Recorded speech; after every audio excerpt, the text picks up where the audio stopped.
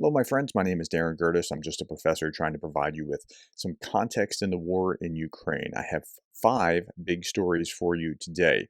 So, the first is really interesting because it's getting very little coverage, but the Institute for the Study of War, which I emphatically trust, is talking about it. Iran has very likely restarted its nuclear weapons research program in the past year. This assessment is based on publicly reported U.S. and Israeli intelligence about Iranian research activity. And so they're talking about this. Now, a little bit further down, unspecified U.S. and Israeli officials told Axios on November 15th that the IDF strikes into Iran on October 25th destroyed an active, top secret nuclear weapons research facility. That's just what you need, a nuclear armed Iran, so that Iran can do to its neighbors what Russia's doing to its neighbor. Okay, so the story isn't Axios, but when I look at it for other news coverage, I don't see it pretty much anywhere else, and that's really surprising to me that if this is happening, that it wouldn't be anywhere else. It's just something something's a little off, but it'll catch up if it actually is a thing. So something to look for. Okay, there's also a bill in the Knesset, a bill to transfer Russian weapons seized in Lebanon and the Palestinian Authority for the benefit of arming Ukraine. Remember, I keep telling you these things are tied together. Like Russia is behind pushing and helping the Iranians who are attacking Israel, and so the law will be voted on in the Israeli parliament in the coming weeks. Yeah, so like you can look at the Knesset bill yourself and see exactly what it has to say. Okay, big story number two. Zelensky criticized German Chancellor Scholz for the phone call to Putin. Quote, Chancellor Scholz told me that he was going to call Putin. Olaf's call, in my opinion, is a Pandora's box. Now, there may be other conversations, other calls, says Zelensky. Okay, if I was Zelensky, I'd be hot about this as well. This is a terrible thing for now. And in his defense, Scholz was trying to help, I think, and he was trying to say, Russia, you need to get out of Ukraine and other things, but no, they need to speak with one voice, and and Zelensky has to be at that table. Okay, Zelensky urged Scholz not to call. Scholz urged Putin to withdraw his troops, emphasizing Germany's ready to support Ukraine for as long as needed. He also insisted on necessary negotiations between Russia and Ukraine to achieve a fair and lasting peace. But he really shouldn't have done it. Now, there's some theory that there's just about to be a meeting between, I think it's France and Poland and Germany and maybe some other countries as well to talk about peace proposals and things, like not to exclude Ukraine here, but just like try to move the ball forward. So maybe that's what's moving it, or maybe the speculation is that it's because he's in a bad way politically himself. He's going to have to, defend himself and is running for re-election again, and his party and that sort of thing. Maybe that's what's motivating it, internal politics. Boris Johnson said, look, the risk of returning to the Franco-German Normandy format is a betrayal. This is what happened 10 years ago, since 10 years ago, after the Russians invaded and Minsk 1 and 2, and where you were trying to, these other European powers are trying to work things out on behalf of Ukraine. He criticized the format for treating Russia and Ukraine as equals in a domestic squabble, calling it a shameful betrayal of reality. That's right. It wasn't a domestic squabble. It's one neighbor attacking another one outright. Johnson stressed that the only way to end the war is by massively and swiftly strengthening Ukraine's position. Say what you will about Boris Johnson, but he's been there all along defending Ukraine. He's been behind Zelensky, and that's just awesome. You got to give him his credit where credit's due. German foreign minister urges her party, the Green Party, to continue supporting Ukraine, including sending long-range weapons. Peace requires more than the absence of war, Baerbock said while speaking to the German Green Party. So that's good, but Olaf Scholz was just doubling down on how he's not going to send the tourists. He's going to be a chancellor of peace. Putin, the parody site, said thanks to the chancellor for his call about Ukraine without Ukraine. This helps the process of sitting down, where Ukraine won't be at the table either. They'll be on the menu. And that's essentially what Zelensky's worried about. Meanwhile, Russian propagandists are saying things like this. I am deeply convinced that only that part of Ukraine that we will control physically will not be in NATO.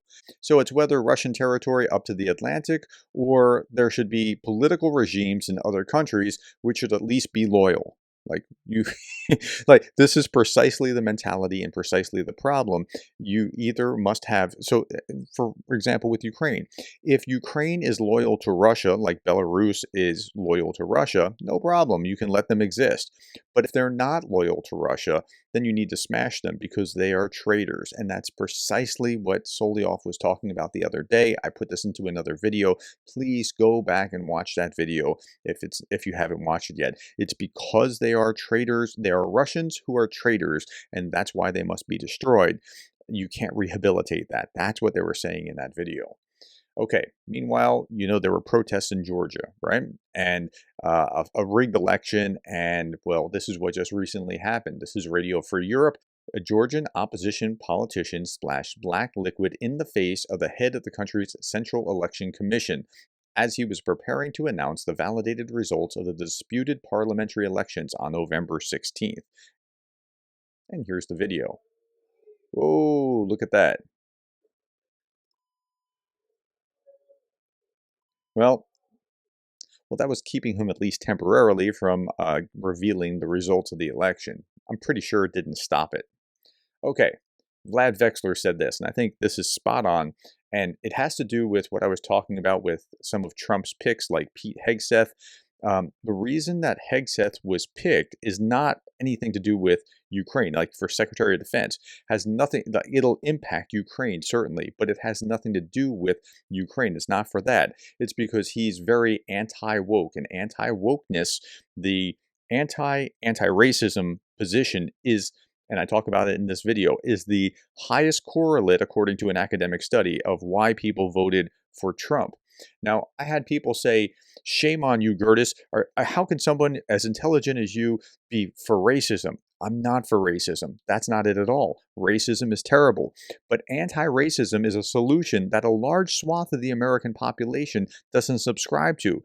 They still subscribe to Martin Luther King's idea that you judge people by the content of their character, not the color of their skin or the group that they're a part of. So we just see things differently. Now, Vlad Vexler said this: we are at the start of a post-woke age. I think he might be right about that. There is something shifting. Kamala Harris ran a non-woke campaign, but future progressives will need to be anti-woke if they want to win. This doesn't mean forgetting disadvantaged groups. It means elevating them, but on the basis of solidarity and patriotism, not you are a Republican, so you must be a racist, or that kind of message that Republicans have heard for the last 4 years. And we're like, I'm not a racist. Are you a racist? I'm not a racist. Are you? Like that's been the conversation that Republicans have been having, and that's one of the major reasons that they so forcefully supported Donald Trump, who's going to do things like put somebody in charge of the Department of Defense that's going to roll back the anti-racism instruction policies of the Biden era. Biden has done this, and Trump is doing that. One is a reaction to the other, and if you understand that, the context makes a little bit more sense. And here's another place where we need context to make sense. There's a mass exodus from Twitter over to Blue Sky. I was scratching my head trying to understand what was happening, and I think there's something more than what I initially thought. Initially, it seemed like after the election, people are not happy about being out on Twitter, and so they're going to Blue Sky, but that could also create another echo chamber. But it's more complex than that. There was an academic study that just came out. X's algorithm, this is Chris Owicki, who's a pretty reliable source, generally speaking. X's algorithm was changed in mid-July 2024 to systematically boost Republican-leaning accounts and Elon Musk's own account following the endorsement of Donald Trump, according to a newly released computational study of engagement from the Queensland University of Technology. So this is an academic study where I didn't read the study, I read the summary, and so, okay, I understand what's going on.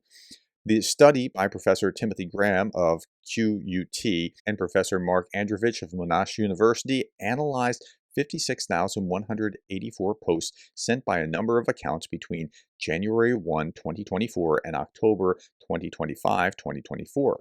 The analysis found a, quote, structural break for Musk's metrics around July 13th, 2024, following which his view counts increased by 138.27% and retweets increased by 237.94%, with a similarly large increase for favorites.